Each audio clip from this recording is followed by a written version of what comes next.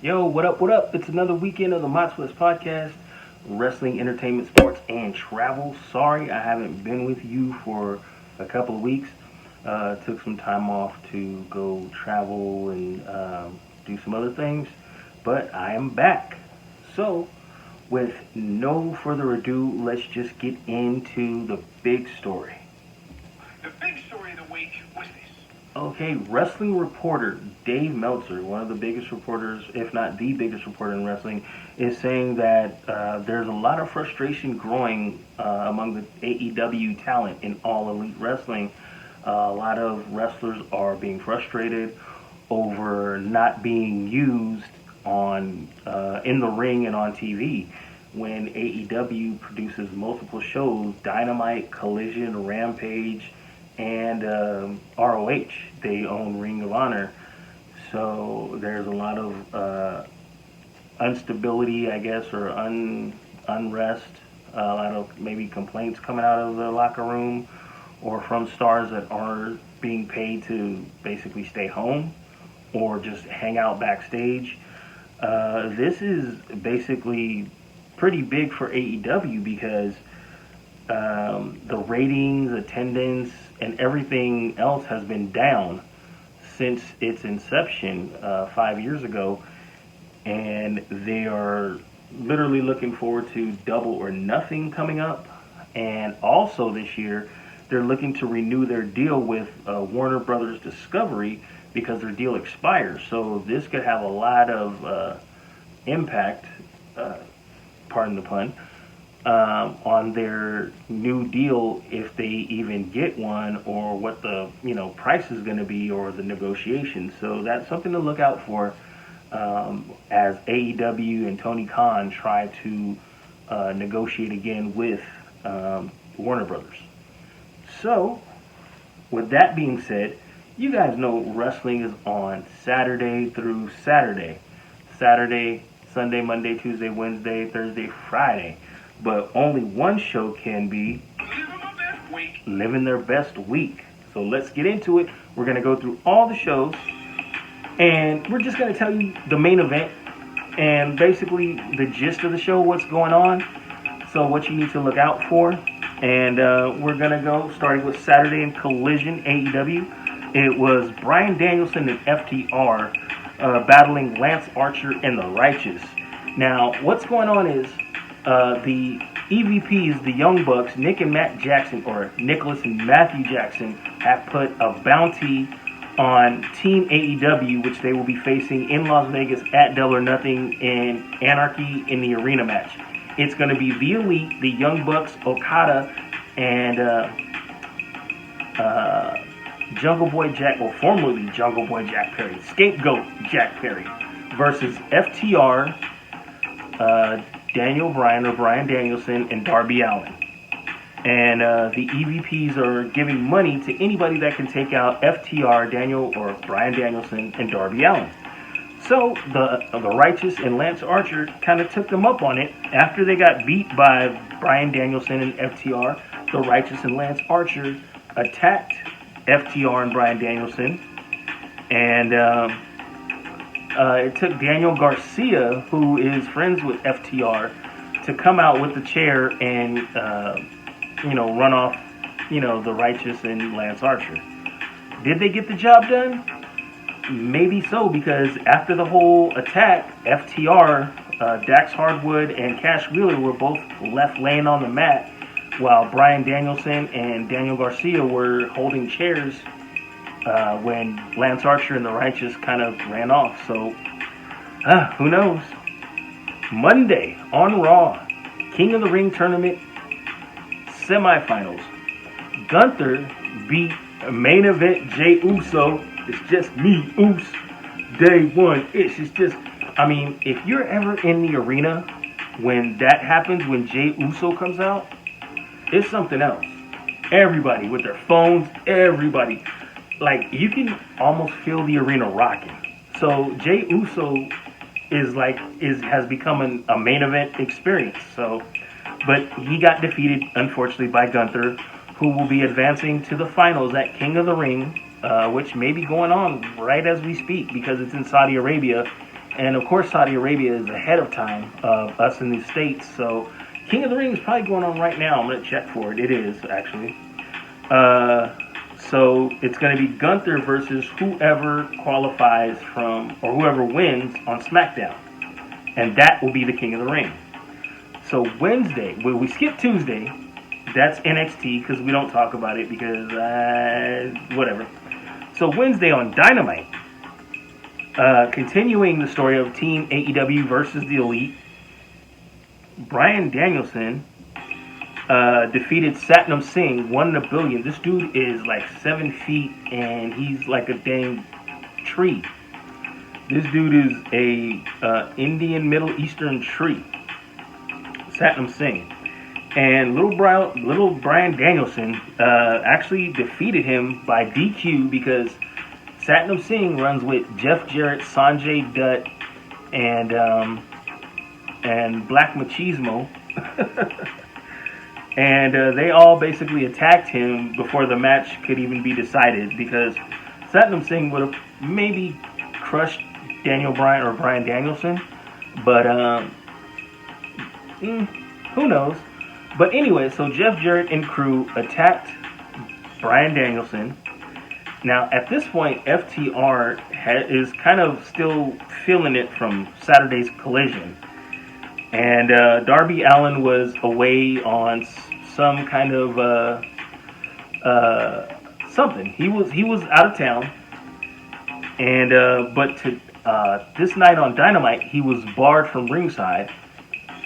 They were like, the Elite were handing posters out. Nick and Matt Jackson were handing posters out that if Darby shows up, he's not to be let into the arena.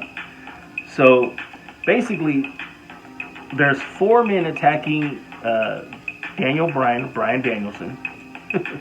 I'm just saying that so you guys know who I'm talking about because you guys know him from WWE as Daniel Bryan, but it's Bryan Danielson. So anyway, so now Jeff Jarrett, Satnam Singh, Sanjay Dutt, and Black Machismo, they basically do a number on Bryan Danielson. They leave him laying. Out come the EVPs, Nicholas and Matthew Jackson, and pay Jeff Jarrett and his crew in an envelope stuffed with money. Because, you know, in wrestling, everything is paid in cash. So they don't have like Venmo or Cash App or Zelle. So anyway, so money full of, envelope full of money handed to Jeff Jarrett and crew. They walk off, and the EVPs start laying in on Bryan Danielson. Then, all of a sudden, Okada and Jack Perry show up. And so now it's the Elite on Daniel Bryan, or Bryan Danielson. And who's coming to save him? Driven to the arena, Darby Allin hops out of an SUV driven by none other than the owner, Tony Khan. And Darby Allin comes out with a flamethrower and proceeds to, well, Matt Jackson gets powerbomb or bombed through a table, and the other 3 members of the Elite scatter because they don't want that smoke. They don't want to get burnt by that flamethrower that Darby Allin has. So, but as it looks right now, it looks like FTR is kind of down, not doing too good. Bryan Danielson's taking some hits. So it looks like the Elite has a pretty huge advantage going into Anarchy at the Arena in Double or Nothing. So we're going to see how that match turns out. You know Darby Allin's probably going to do a crazy stunt because that's what he's known for. So that's probably going to be the match to watch at Double or Nothing. So Thursday, TNA Wrestling.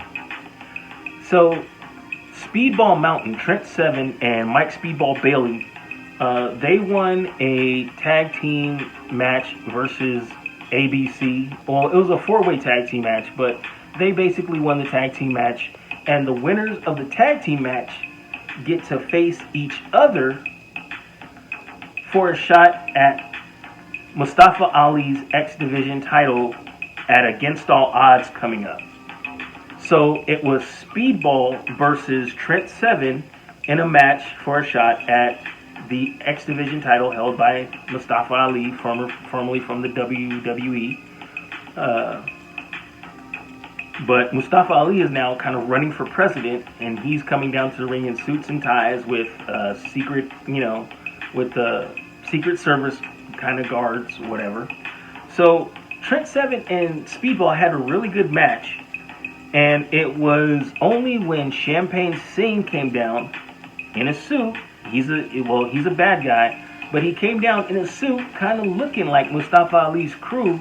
But nobody really saw him interfere in the match. He tripped up Speedball Mike Bailey, and Trent Seven was able to, hit his move and get the pin on Speedball. And so Trent Seven, unknowingly with help from Champagne Singh, won the match, and he will now face Mustafa Ali at Against All Odds for the X Division title. Now, Friday, we normally talk about Rampage and SmackDown, but Rampage actually has kind of been packaged up with Collision on Saturday, so we're kind of gonna we're gonna skip Rampage for now until they kind of get back on track. So anyway, SmackDown, it was Randy Orton versus my boy Bullet Club member, former Bullet Club member Tama Tonga, for the final spot in the King of the Ring finale match at King and Queen of the Ring.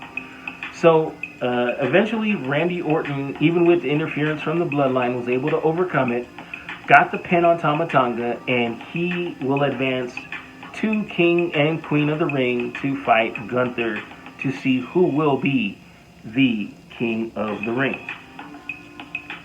So, with all that being said, I gotta say that AEW Dynamite, with Darby Allin rolling up to the arena after being banned, the only person who could overrule that ban being Tony Khan, drove him up to the building, and he shows up with a flamethrower?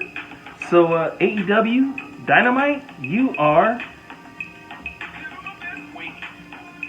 And when we come back, we're going to get into Mott Sports West. We talk Lakers, Dodgers, Rams, and we're going to see what you watching and talk some travel. Stay tuned. Are you tired of your low credit score holding you back? Do you want to get approved for a credit card, a car loan, or a mortgage? Well, Credit Repair folks can help. Our personalized credit repair service can help your credit get moving in a positive direction quickly and easily. Our specialists will work with you one-on-one to come up with a personalized plan to help remove negative items from your credit report and add positive points to your score. You can get started today by calling 323-626-0289 or going to creditrepairfolks.com. We offer 1 full year of service for just $2.99, and payment plans are available. So don't wait. Call for your free consultation today. That's 323-626-0289 or go to creditrepairfolks.com. We're so confident in our service, we offer a 45-day money-back guarantee. That's creditrepairfolks.com. Our coaching did a horrible job. The players did a horrible job. We got our ass kicked. That's the great thing about sports. You play to win. All right, y'all. We're back with Mott Sports West, where we're going to talk everything LA sports, Lakers, Dodgers, Rams. It's going to be a short and sweet one because there wasn't too much really happening this week. The Rams basically released a thank you video to Aaron Donald, who did have a birthday this week. So happy birthday, Aaron Donald, number 99. All the Rams players pretty much just individually kind of thanked him for what he did for them on the field, winning them a Super Bowl champion a few years back. And it was just pretty nice. And they were talking about how basically they miss him. And I think it's kind of could be kind of something they carrot dangling in front of the horse to get him back in the in training camp, maybe. So we'll see. And we can't rule him out because if they go on a run, he might just come back for the playoffs So we'll see. So they're expected to be good. I expect them to maybe go 11-6 this year. So let's see what the Rams do. Lakers news: JJ Redick is rumored to be the Lakers' next head coach. As you know, or if you didn't know, he does have a podcast with LeBron James, and it is really, really basketball oriented. It's like very, very technical, very, very court language only that players would understand. So JJ Redick is being actually he was actually interviewed by a couple teams to be a head coach. He's never been a head coach before. He's very, very basketball smart. He's very, very strict, and he would probably be a grinder, a la the next maybe Pat Riley. So look out for that. He's most likely going to be the Lakers' next head coach. They're probably going to do a couple more interviews just to say they did a couple more interviews, but we all know LeBron has his input and his fingerprint on the Lakers, so they're probably really going to take that under consideration. So I suspect JJ Redick will be announced as a head coach. Dodgers. Um, Sometimes you can be so good that little things can, you can be too good. And little things can trip you up, like their bullpen. They've had a couple of injuries that have caught up with them and that have pretty much taken out their bullpen reliever strength. You got Evan Phillips, Brewster Gratterall, Ryan Brazier, and Joe Kelly all on the injured list, and that kind of caught up to them when they lost 9-6 to the Reds on Friday night. Um, so we're gonna look to see if they can bounce back today. They play the Reds at 4 p.m. and Dodgers with they have a record 33-20. Reds not so hot at 21-30, so it's kind of surprising when you see that the Dodgers had lost to the Reds. But of course, the Dodgers are probably going to lose about 61 games, which was kind of a nod to Earl Hershiser, who mentioned that. He said that anytime somebody says, "Hey, the Dodgers, how are the Dodgers doing?" or "The Dodgers aren't doing so hot," he says, "Well, like this year," he says, "they're going to lose about 61 games out of 180." So, anywho, I want to talk about what you watching. And again, no music, but I just want to talk about the X-Men '97 finale. And here's a huge spoiler alert. So if you haven't seen it, it's pretty much again spoiler alert. We went from Mr. Sinister being the villain to Bastion. Now it's probably going to, or is going to, turn to Apocalypse in season 2. So, trying to debate on if I want to say more, because you should just watch it. The ending was crazy. If, in fact, multiple episodes in this season 1 have been just crazy. So I would just go and just watch it and just have your mind blown. So I'm not going to say anything else. So anyway, as far as traveling goes, like I said, I took time, went down to Mexico and visited a couple of good peoples and had a couple of great tacos. I can't tell you the name of the spot that we went to because I totally forgot it. I think it's Tacos El Güey, and I can't even tell you what street it's on because the names of the streets are hard to remember, and driving down there is a mess. So, it was in Tijuana, so, I mean, just Tijuana in general, you can just drive all over and find a taco stand, a taco cart, a taco restaurant. But what I like is it's nice when you can sit down and enjoy your tacos instead of having to take them to go, and you can have something to drink. You can have your accoutrement set up You can have your onions, your radishes, cucumbers, all the extra stuff that comes with it, the hot chilies, the salsa, and you can just really enjoy your taco. And if you find a place, there's really no place that has like bad meat, like bad carne asada, bad pollo, or bad carnitas if you're into pork.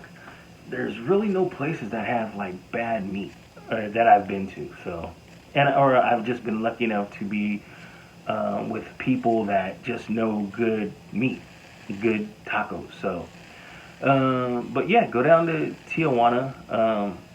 The wait time at the border is sometimes it's a little bit long, but never too bad. So, yeah, just go down to Tijuana, and as long as you don't do anything crazy or stupid, then you won't get shaken down by the federales. And as long as I don't do anything too crazy or stupid, I'll be back next weekend with another episode of the W.E.S.T podcast.